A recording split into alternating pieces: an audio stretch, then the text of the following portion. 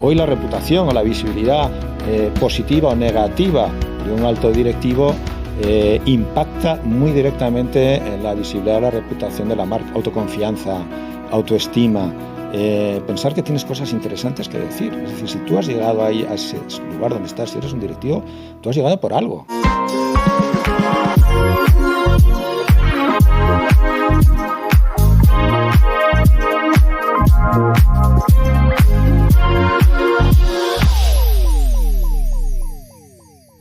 El 85% de los profesionales cree que la visibilidad es crucial para el desarrollo de sus carreras. Sin embargo, solo el 25% sabe cómo conseguirla de manera efectiva. Bienvenidos al Poder de la Visibilidad, el único podcast en español que entrevista a grandes protagonistas de la actualidad con el propósito de inspirar a profesionales que aún son invisibles. Hoy contamos con Enrique Sánchez León. Bienvenido, Enrique, y gracias por acompañarme en este viaje. Muchas gracias, un placer. Pues antes de comenzar, sí que me gustaría enmarcar quién es Enrique Sánchez León, porque él ha sido consejero y director general de la Asociación para el Progreso y la Dirección, APD, durante más de 26 años. Ha sido fundador del Instituto de Consejeros y Administradores, el ICA, y actualmente preside el Comité de Formación y Desarrollo Profesional. Es presidente de Wabex, una startup tecnológica, y además es miembro del Consejo Asesor de SAP y de Tal de Gestión. Miembro de la Junta Directiva del Foro de la Sociedad Civil y del think tank Women Forward. Y además Enrique tiene un canal en LinkedIn que se llama Querido CEO, donde ofrece una mirada disruptiva y reflexiva que os aconsejo que os asoméis a él y os advierto que es aditivo. Gracias. Enrique, muchísimas gracias de nuevo por acompañarme en este viaje. Y si te parece, comenzamos. Encantado, a tu disposición, cuando quieras. Y comenzamos con una mirada reflexiva sobre cómo ha cambiado tu perspectiva de la visibilidad mirando hacia atrás y en tu momento actual. Bueno, la verdad es que llevo muchos años en este mundo de los directivos, de la visibilidad. Yo trabajaba en una organización que lo que hacía fundamentalmente era eventos destinados a impartir conocimiento, a mejorar las relaciones. Y cuando yo empecé en este mundo, pues hace ya unos cuantos añitos, el tema de la visibilidad pues prácticamente se circunscribía pues a unos cenáculos más o menos exclusivos, algunas apariciones en medios de comunicación muy medidas, muy controladas. Luego se empezaron a poner un poquito más de moda pues los eventos empresariales donde pues los directivos se podían dirigir un abanico mucho más grande de compañeros, de gente en general. Pero yo creo que lo verdaderamente disruptivo en el mundo de la visibilidad es la aparición de Internet y sobre todo las redes sociales. A partir del año 2010, fundamentalmente, cuando empiezan a aparecer ya varias redes sociales, yo creo que la visibilidad se democratiza. Y se democratiza en dos sentidos. En el sentido pues, de que los directivos pueden acceder a mucha más gente, muchos más clientes potenciales, a sus propios empleados. Y al revés, aquellos que están interesados en saber cómo se visibilizan los directivos tienen mucho más medios para saber pues, cómo son, cómo se plantan ante la sociedad, cuáles son sus mensajes. Es decir, yo creo que la verdadera gran explosión se produce a partir de los años 2010 y en estos momentos pues estamos en una época en que esto se va profesionalizando, que cada vez la gente es más consciente de que esto se puede, la visibilidad se puede aprender, se puede estudiar y hay técnicas para ello. Además, fíjate de la disrupción que comentas con la aparición de Internet, de las redes sociales. ¿Hubo en tu caso algún hecho específico, alguna promoción, algún cargo o algo que tú dijeras marcó un clic, marcó un momento en el que empecé a ser más visible? Pues sí, la verdad que sí. Mira, yo te tengo que confesar que yo al principio no era excesivamente partidario de las redes sociales. A mí las redes sociales todavía me siguen dando cierto miedo, porque es verdad que tienen cosas evidentemente muy positivas, pero tienen también cosas muy negativas, ¿no? Y bueno, y cada vez hay más prevenciones en determinados nichos, determinados ámbitos sobre las redes sociales que hay que saber controlar y manejar, ¿no? Pero yo al principio era bastante escéptico. ¿Y qué pasó? Pues que llegó la pandemia. Yo trabajaba, como te decía, en una organización que tenía un evento fundamentalmente presencial, o era un producto presencial. Y de repente, de la noche al día, aquello se acabó. Adiós. O sea, nos quedamos sin negocio. Yo dirigía un negocio que se había acabado en cuestión de horas, prácticamente de horas. La gente no podía encontrarse en presencial, los hoteles habían cerrado, nadie se quería encontrar. ¿Y qué hacemos? Pues bueno, nos reconvertimos en cuestión de semanas a una organización digital que aprovechaba Internet, que aprovechaba las redes sociales. Bueno, y aprendimos a sobrevivir. Y no solo sobrevivimos, sino que aprendimos que utilizando las redes sociales, utilizando Internet de una manera eficiente, pues podíamos ser mucho más rentables y además mucho más productivos. Y esa fue una gran revelación.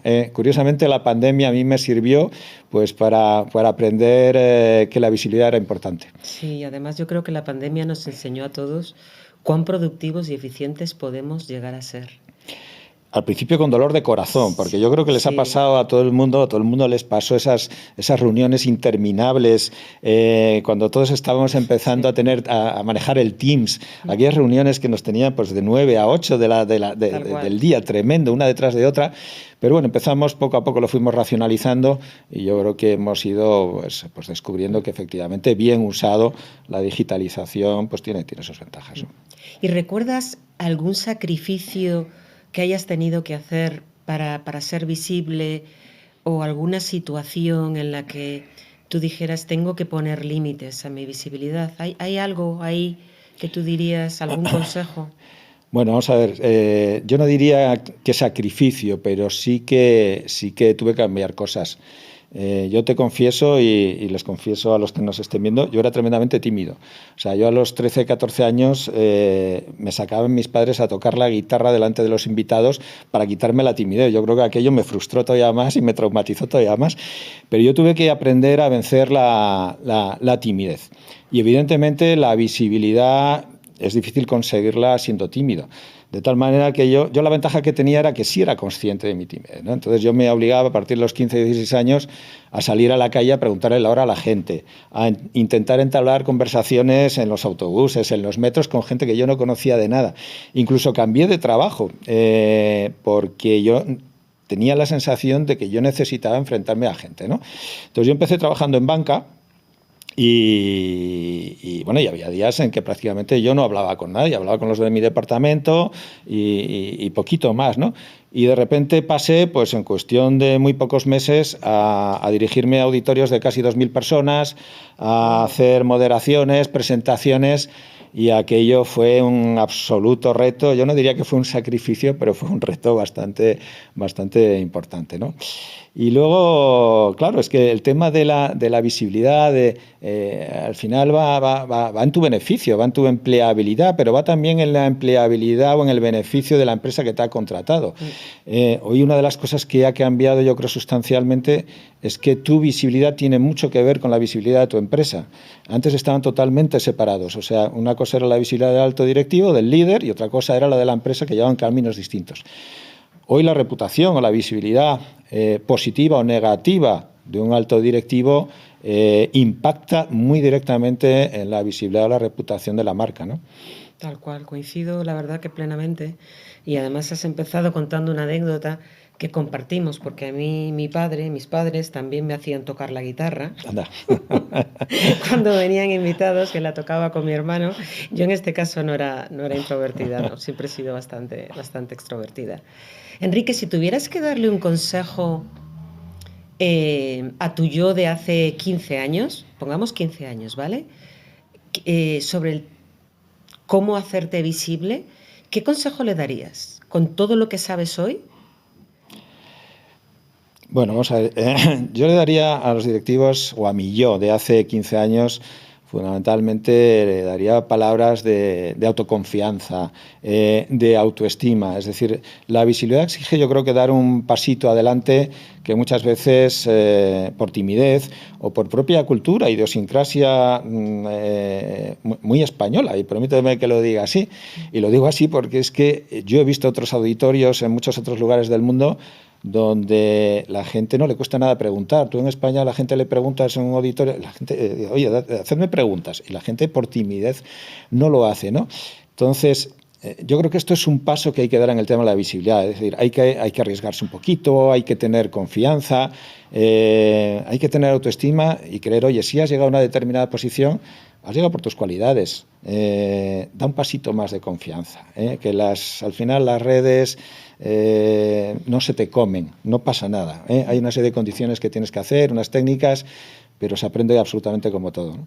Sí, qué importante es creer en uno mismo. Absolutamente. Cuando estamos hablando de la visibilidad, si no crees en ti, es muy difícil que quieras asomarte, ¿no? Absolutamente. Para que te conozcan. Así es. Y si nos tuvieras que decir, bajo tu experiencia, ¿cuáles son los principales obstáculos o barreras que tú ves que las personas que quieren ser visibles hoy en día se suelen encontrar? ¿Cuáles son esos obstáculos que tú ves ahora mismo?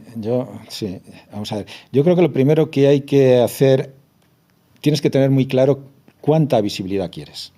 Es decir, hay gente que le da muy bien, altos directivos de este país, además todos los tenemos en la cabeza, que les va estupendamente siendo invisibles. Sí, tenemos unos cuantos, y son líderes absolutos en sus sectores, en sus empresas, y algunos a nivel mundial. Y a partir de ahí tú tienes que decir si quieres ser invisible o qué grado de visibilidad o de conexión quieres, ¿no? Pero a partir de una vez que decides tener una cierta conexión, está lo que yo llamo el cubo de Rubik de 3 lados, ¿no? Tú imagínate que tienes un cubo de Rubik y en vez de los 6 lados tiene 3. Es el mismo cubo, pero lo puedes ver desde distintas posiciones. Entonces ahí está. La imagen que tú proyectas a los demás, es decir, lo que los demás creen que eres. La imagen que tú quieres proyectar a los demás, que no tiene por qué coincidir con la imagen que los demás tienen de ti. Y la tercera es lo que de verdad eres. Entonces, cuanta más diferencia haya entre esos 3 prismas, entre esas 3 dimensiones, ahí es donde empiezan los problemas. Entonces, como decían los antiguos griegos, lo más difícil es conocerse a uno mismo. Es decir, yo creo que uno pasa toda la vida intentando conocerse a uno mismo, con sus fortalezas y sus debilidades.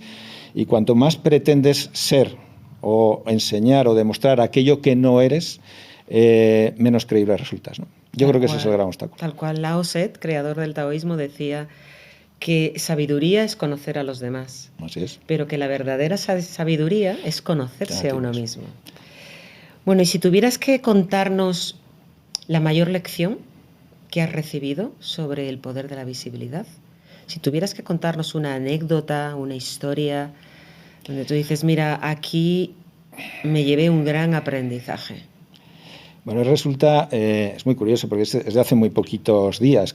Estupendo, encima reciente. Como recordabas al principio, yo tengo un canal que se llama Querido CEO, que intenté abordarlo desde una faceta muy, muy personal, ¿no? Es decir, aquellas cosas que sienten de verdad el CEO y que le pasan solo a él por estar en la posición que está, ¿no? Joder, pues ese sentimiento de soledad, la búsqueda de lealtades o la identificación de deslealtades, todas esas cosas que son muy internas, ¿no?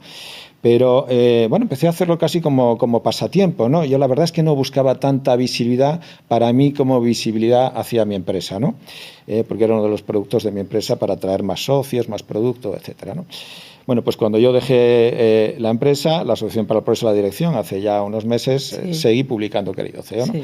Y hace pues unas semanas, en un evento, me quedé, la verdad, estupefacto por la cantidad de gente que venía a saludarme, no ya como antiguo director de APD, que yo tenía mi visibilidad, sino como diciendo, tú eres el de Querido CEO, oye, estoy encantado de saludarte. Es que es espectacular.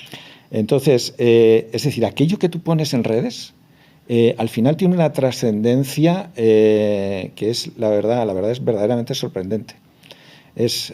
Trasciende mucho más todo aquello que tú puedas imaginar, se queda... hombre, si tiene cierta calidad, espero que lo mío lo tenga, ¿no? Se queda mucho más en las cabezas de la gente de lo que tú crees, ¿no?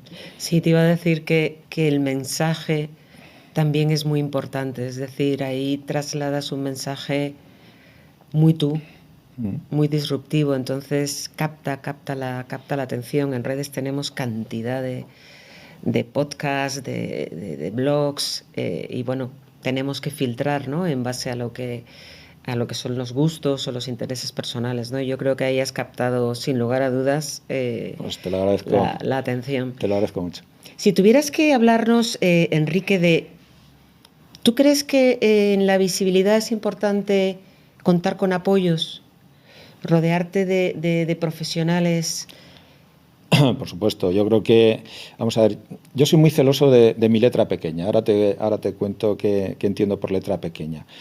Pero en ese camino del conocimiento a ti mismo, hacia saber lo que de verdad eres, para tú construir un camino hacia donde quieres llegar, tienes que saber de dónde partes. Y yo creo que en ese diseño del camino, en ese diagnóstico, en esa elaboración de la estrategia, yo creo que profesionales te pueden ayudar mucho. ¿A qué me refiero yo con letra pequeña? Es decir, yo me hago mis propios discursos. Nunca he permitido que nadie me haga un discurso. Mis queridos CEOs los hago yo, mis entradas en las inauguraciones, las clausuras, las moderaciones las preparaba absolutamente de principio a fin, las hacía yo, y por una razón fundamental. Puede que haya personas que te hagan bien los discursos y te los hacen impecables, por supuesto, pero ya no eres tú. Es decir, yo soy de los que piensan, como decía algún filósofo, que las palabras encaminan el pensamiento, y al revés. Si las palabras te las hace otra persona, ya no eres exactamente tú, ya te está poniendo en tu boca cosas que a lo mejor tú no has pensado de la misma manera. Entonces a eso me refiero con letra pequeña. Yo sé que los directivos tienen muy poco tiempo para hacer sus discursos. Sí, te iba a decir que es lo que nos falta. Efectivamente. Pero yo creo que transmitir el mensaje adecuado en su momento a las personas adecuadas es mucho más importante de lo que la gente cree. Y hay que elegir muy bien las palabras. A eso me refería fundamentalmente. ¿Y tú crees que, en base a tu experiencia, tú crees que el networking ayuda a hacerte visible, rodearte de encontrar un buen networking que contribuya a esa visibilidad? Sí. ¿Cuál es tu experiencia en torno? Porque tú, como director general, consejero de APD, seguro que has tenido un networking espectacular, ¿no?, a tu alrededor. Pero no sé si eso tú lo valoras como algo que ha podido ayudar ¿o no? ¿Cuál es tu experiencia en esto? No, por supuesto. Vamos a ver, yo creo que el networking, hay muchos directivos que lo tienen como la María, ¿no? Como la asignatura, oye, que no hay más remedio, pero que bueno, pues que la tienes que aprobar, ¿no? Y yo creo que el networking es una de las funciones esenciales del alto directivo. Yo efectivamente, yo organizaba pues más de 1000 eventos al año, pasaban 50.000 personas, 1000 ponentes distintos, yo tenía un muy buen networking, ¿no? Y hay gente que cree que eso no es importante. Yo he visto gente, altos directivos de mucho nivel, que llegan a los eventos y se quedan de brazos cruzados en una esquina porque les da miedo relacionarse o porque no lo creen necesario. Yo creo que el networking, y no solo el digital, al que desgraciadamente está tendiendo demasiada gente, ¿no? Yo creo que el networking presencial es absolutamente fundamental. Hay que construir, evidentemente, una buena relación digital, pero tienes que ir a los eventos, tienes que ir a los almuerzos, a las cenas, a los cócteles. Y yo sé que para mucha gente eso es muy aburrido y es un sacrificio, pero es parte fundamental de ser directivo. Es decir, yo no entendería o no entiendo demasiado bien un directivo que no hace esa parte relacional, esa parte de networking que es consustancial a la función directiva. Fíjate, conectando con esto, no sé si hay algún hábito o ritual que tú digas, mira, conservar este hábito te ayuda cada día a ser más visible. En tu caso, por ejemplo, desde luego, querido CEO, te va a ayudar a perpetuarte y a ser muy visible, ¿no?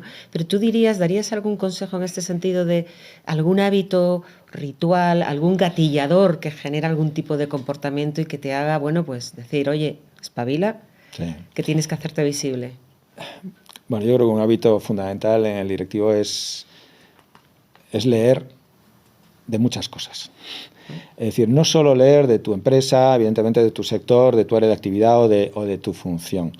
Mira, me estoy acordando de una frase que decía José Antonio Marina, el filósofo, hablando de creatividad, que yo creo que tiene un poco que ver con la visibilidad también. Él decía que las musas, que eran las diosas de las artes, la belleza, la música, etcétera, eran hijas de una diosa que se llamaba Mnemósine, que era la diosa de la memoria. De tal manera que a ti solo se te ocurren cosas, o muchas cosas, si recuerdas muchas cosas que te han sucedido y si eres capaz de interrelacionar mundos muy distintos. Es decir, si tú has conocido gente muy distinta, si has viajado a muchos sitios, si has tenido muchas experiencias distintas. Yo cuando la gente me viene y me dice, no, y es que yo soy muy creativo, ¿y dónde has estado? ¿Y cuántos lugares distintos has frecuentado? ¿Qué personas distintas, qué medios distintos has frecuentado? No acabo de creérmelo. Entonces, yo he procurado siempre leer de todo, tener amigos de todo tipo, directivos y muy frikis, para interrelacionar mundos distintos. Yo creo que esa capacidad de relacionar cosas que nada tienen que ver con tu trabajo es consustancial a la labor directiva. Sí. Y eso es un hábito, no es que ya me lo haya impuesto, es que me encanta. Y luego pasarlo a papel. Es decir, cuando uno pasa a papel aquellas cosas que tiene en la cabeza, de verdad decanta aquello que ha pensado, ¿no? Y bueno, eso es una labor que con el tiempo pues se va perfeccionando, ¿no? Qué bueno. Al final, la diversidad de distintas personas, distintos puntos de vista, genera sin lugar a dudas innovación y genera además conectar puntos, ¿no? Como decía Steve Jobs, ¿no? Conectar esos puntos en el espacio. Y por último, ya para terminar, Enrique, pensando en alguien que ahora mismo nos está escuchando, que se considera invisible, digo se considera porque hay personas que son visibles pero que se consideran invisibles, se considera invisible y quiere trabajar su visibilidad. ¿Qué consejo le darías? Bueno, le daría varios. A ver, lo primero, vuelvo a lo que ya decía antes, autoconfianza, autoestima, pensar que tienes cosas interesantes que decir. Es decir, si tú has llegado ahí a ese lugar donde estás, si eres un directivo, tú has llegado por algo. Es que ya vales para eso. Es decir, ¿por qué no crees que vales para algo más, ¿no? Lo segundo, paciencia. Es decir, la visibilidad no se gana con un post en un momento determinado diciendo una machada o haciendo una machada, ¿no? Yo creo que esto es como un combate de boxeo. Se gana muchas veces a los puntos más que por KO, ¿no? Por KO puedes tener la suerte una vez, oye, de que haces un post, dices alguna cosa, haces alguna declaración un poquito más subida y ahí estás, ¿no? Pero eso es flor de un día. Yo creo que la visibilidad es cuestión de gota a gota, como las estalactitas y las estalagmitas, ¿no? Que tardan mucho tiempo, pero al final son más sólidas, ¿no? Y por último, bueno, también que sean naturales, es decir, que no pretendan ser de una manera distinta como son, porque eso la gente lo percibe absolutamente de manera inmediata, ¿no? Y por último, que no se obsesionen por el reconocimiento. Yo creo que el reconocimiento es una epidemia de nuestros días. Ahí tenemos los chavales, sobre todo más jóvenes, con el tema de los likes, pero también la gente más madura, que está pues, en otras redes sociales, obsesionados por tener un like de más o de menos, ¿no? Mira, me estaba acordando, bueno, como habrás visto a lo largo de la entrevista, yo soy muy de griegos, ¿no? Muy de antiguos griegos, sí. ¿No? Y yo creo que los griegos lo inventaron casi todo, ¿no? Lo demás han sido añadidos. Y me estaba acordando que en la antigua Grecia los que pedían el reconocimiento eran los soldados que se iban a la batalla. ¿Por qué? Porque ellos creían ser los únicos merecedores de ese reconocimiento en virtud de que arriesgaban lo más valioso que tenían, que eran sus propias vidas. Hoy el reconocimiento lo pide todo perro pichichi. Sí. No, es que a mí me tienen que reconocer por esto, es que a mí me tienen que reconocer por lo otro. Y yo creo que el reconocimiento es algo que viene con el esfuerzo, que viene con los valores, que viene con la ética y que viene mucho con la humildad. A mí me encantan los líderes, los directivos humildes, que no alardean de aquello que son, ¿no? Y esos son los consejos que yo daría. Pues muchísimas gracias, Enrique Sánchez León, por acompañarme en este viaje. Un placer. Este es el poder de la visibilidad. Muchas gracias.